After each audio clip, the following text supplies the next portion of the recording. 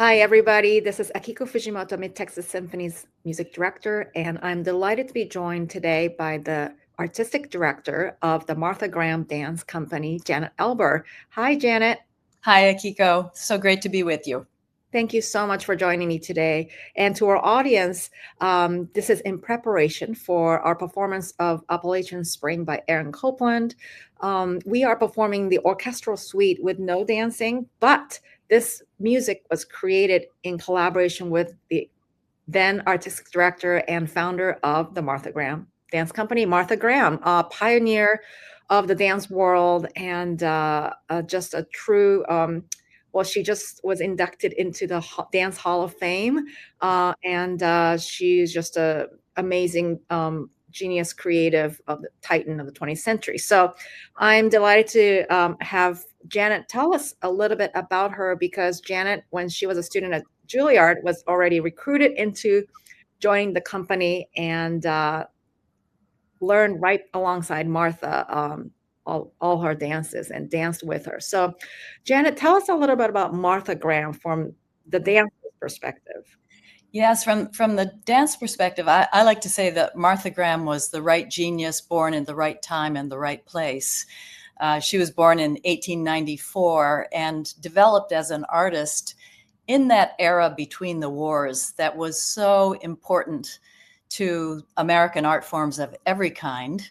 You know, as a young country, we had become a world power during World War I, and yet we were still borrowing our forms of expression from other countries, from Asia and from Europe. And of course, you know, Copland and Chavez, the composers of that time, were really rejecting that European influence. And the same was true. I mean, you think of the other art forms. This is the era when the greats of American jazz emerge, and you know, Frank Lloyd Wright in architecture, and Hemingway and Faulkner in fiction, and what all of these artists were doing in their art forms, Martha Graham was doing for dance. She wanted to find a physical form of expression that expressed really who we are, not swans, flowers, imaginary kings and queens, but real human, an expression of the human experience. And she was also very aware that she wanted it to be the American experience. You know, we had a completely different relationship with time, with space, our frontier mentality, our risk-taking athleticism, and she wanted to capture that all into this new style of dancing that she invented. So I know that's a long speech, but it's really the shortest way I can describe how influential, how revolutionary what she did was. Thank you. That's a beautiful description. And for our symphony audience, I think we musicians are often very myopic and very music centric. So when we're performing music that came from the dance or ballet world, we don't realize that the dance created the music. You know, that's what drove the music too, the composition, however great it is. So can you tell us a little bit about Martha Graham and her collaboration with American composers? Yes. Martha worked almost exclusively with new music for about 40 years. And she believed, and this is somewhat unusual, she believed that the idea for the choreography and the choreography itself should really be the center of the work. It should be created first, and that music should be created to frame and support her ideas, her choreographic ideas. This is unusual. Other choreographers are quite different. Balanchine, for example, is brilliant music visualization. He'll choose a piece of music and then enhance and illuminate it with his choreography. But Martha really worked with some of the greats of the 20th century, along with Copland, Menotti, Barber, Chavez, Hindemith. Really, the list goes on of the real creative geniuses of American music in that day. And she would send them scenarios. These collaborations often took place through the mail, as the one with Copland did. He was in Hollywood and she was in the East Coast. And she would send scripts of the narrative, of the look, of the scenes. And she would often ask for specific musical styles for certain sections, things she was looking for. So she was a great collaborator, incredibly eloquent. When you see her descriptions that she sent to Copland, beside the music that he wrote for them, it's just, you can see how inspired. One of my favorites for the bride's solo in Appalachian Spring, she said, "It has an electric eagerness, an eagerness for destiny that is the unconscious partner of youth." And Wow. Copland wrote, that electric eagerness is clearly in the music. Wow. I think conductors who conduct music should also read that. I think that's going to help us with the imagery. That's fantastic.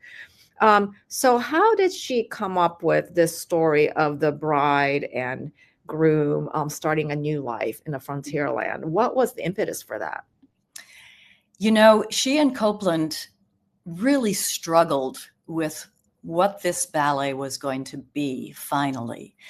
And fortunately, they were on opposite coasts. So the letters are amazing and the scenarios are amazing. And they considered everything about the American experience. They were trying to get down to the essence of the American experience. Martha, at one point, told Copland how difficult it was. She said, "It's so difficult to use the American folk material without appearing a little bit like a mural in a Midwestern railway station." She, she didn't want to appear, she didn't want to replicate folk material, folk dance or folk music. She wanted to get down to the essences of it.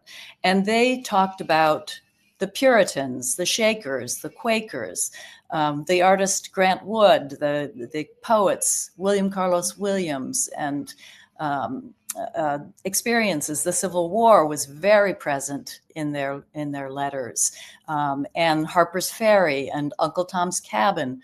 At one point, Martha suggested that they would have a small stage on the stage and do a reenactment of Uncle Tom's Cabin. Copland said he had some reservations about it, and she cut it out. But finally, they took all of this that they were considering about the American experience, and really, I say that they didn't discard it. They didn't cut it away. They distilled it into what became Appalachian Spring. And it's quite remarkable. I think it's why the score won a Pulitzer Prize, because they achieved it. They were able to bring forth the essences of American hope, determination, and I probably should have started this by saying, their goal really was, this was created during World War II. It premiered several months before the war ended. And so it was created during some of the most difficult times. And their goal was to make a work that brought forth the goals, the essence of America, which is futurism, optimism, a great relationship with the future. And I think they achieved it in Appalachian Spring. Well, that's perfect, everything you said, because this suite that we're performing is part of a program called The Promise of America. Mm-hmm. And that's exactly what I was thinking, that it looks to the future. There's the American optimism, along with newness, the new world, and kind of cultivating your own culture and future comes, hope and all the good stuff that you just described. And it permeates Copland's music, inspired by Martha Graham. Now, what was it like working with Martha herself and dancing alongside her and learning from her?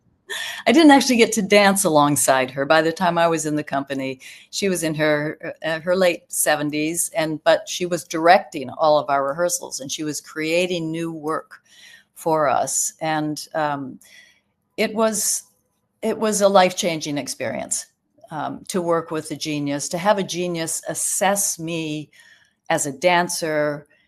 And, you know, dance is an embodied art form. Martha required us to bring our complete selves to her ballets. She wanted to reveal the human condition, and she required us to expose our own human experiences, our own vulnerabilities, our own passions, anger, everything. And she was incredible at reading body language. She could just look at you and understand you and understand what she needed to do to be a director. If she needed to be a mother, or if she needed to be a flirt, if she needed to be a tyrant, she would just turn that on. You could see her do it with different dancers, be a different type of director, and just deeply affecting how you thought of yourself and how much of yourself you would bring to the art form. She really expected us all to be our most powerful selves. Wow. And that's a life lesson. That's something you have an understanding about yourself that you carry throughout your life. That's amazing. Yeah. You know, what strikes me about the music from Appalachian Spring is, of course, there's the beautiful lyrical melody of the Shaker hymn, you know, gift to be simple, simple gifts that we all love and know. But there's also the athleticism that you talked about and the realism in the music. There are sobering moments, aggressive moments, and sometimes scary music too. Yes. You know, Absolutely. book ended by peaceful, beautiful introduction and outro. And I understand from, you know, just doing a little reading on your the company's website that the sense of realism about the human condition was one of her kind of tenets, that it's not, like you said, it's not all flowers and tutus, right. You know. Can you talk a little bit about how that, you know, I know how that manifests itself in the music for Appalachian Spring, but in the choreography, how did that manifest itself? Yeah. The Martha Graham's style of dancing is, she wanted to strip things away, strip away decorations, strip away escapism and facade, and get down to a movement language that was essential and necessary.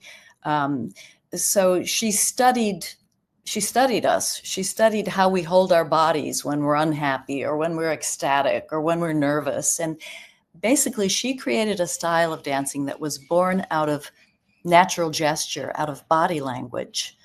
And that's the essence of this language she created. And in any of the dances that she created, you can, as an audience member, it's very legible. You can feel kinesthetically what these characters on stage are going through emotionally, because that was the physicality that Martha Graham created. That's amazing. Now, I think everything you're saying is going to help all of us experience the music, you know, without the dancing, but, you know, still we can tell where the influences came from. Was there a lot of, can I just go back a little bit? You're talking about in the music, there's also some angst. Yes, big time. Yeah, Copland and Graham talked a lot about the war, and you know, and you have to remember, the country was very divided at this time. You know, we very narrowly voted to enter World War II. There were concerns about immigration. There were concerns about nationalism. Copland, certainly as a son of Lithuanian Jews, was very aware of the tension in the country. Yes. And I think some people think of Appalachian Spring as all sweetness and light. And really, you have to remember what was going on in the country then, which perhaps is not so different as what's going on in the country now. So for them to capture that American conversation, they also, Martha hired to be part of Appalachian Spring, 2 Japanese artists who had just been released from internment camps. Mm. Isamu Noguchi, who Yes. created the iconic onstage set for Martha Graham, and also a young woman who became a star of the company, Yuriko Kikuchi, who was in the original cast of Appalachian Spring. So these dynamics are inside the music as they are inside the choreography as well. That's amazing. I did not know about the dancer. I knew about Isamu Noguchi doing the set, but that's incredible. So what a timely piece. It only could have been created in that moment, in that place. Right. So thank you so much for all of this insight. Now, I know that the company is turning 100 this season. This is a big centenary season for you. Tell us what's in store for 2026. We have been, of course, winding up for this season. We've actually been celebrating. This is our 3rd year of celebrations because I couldn't fit it all into 1 year when I started thinking, okay. To dance all the Graham masterworks, to commission new works. And we have just premiered a new work by the choreographer Hope Boykin. And the score, you'll be interested to hear this. We worked with the Leonard Bernstein organization, and they brought to us some music that they believe Bernstein had created for Martha Graham. They had a sort of an aborted collaboration, and they allowed us to take that short bit of music and to arrange it and extend it into theme and variations. So we have a new piece of music by Leonard Bernstein that has been brought to this new stage by the composer Christopher Roundtree. So that's our commission for this season. We also, PBS has been following us around in the studio for 2 years, and there's a brand new 2-part documentary about the Martha Graham Dance Company airing on PBS. There's a beautiful, huge coffee table photo book of our current dancers, exhibits at the New York Public Library, and we're touring all over the United States and internationally. And many schools and other dance companies are dancing Martha Graham's work. So we feel like it's kind of a worldwide celebration. That's fabulous. And we're going to feel her impact throughout the world all season long. So we are so happy sort of to be indirectly part of that celebration at the Mid-Texas Symphony and share this amazing music of Aaron Copland inspired by Martha Graham with our audience. So thank you so much, Janet, for joining me today from New York. And we wish you a continued success at the company as you celebrate your centenary. Thank you so much. Thank you. My pleasure. Great to be with you. Thank you. Bye-bye.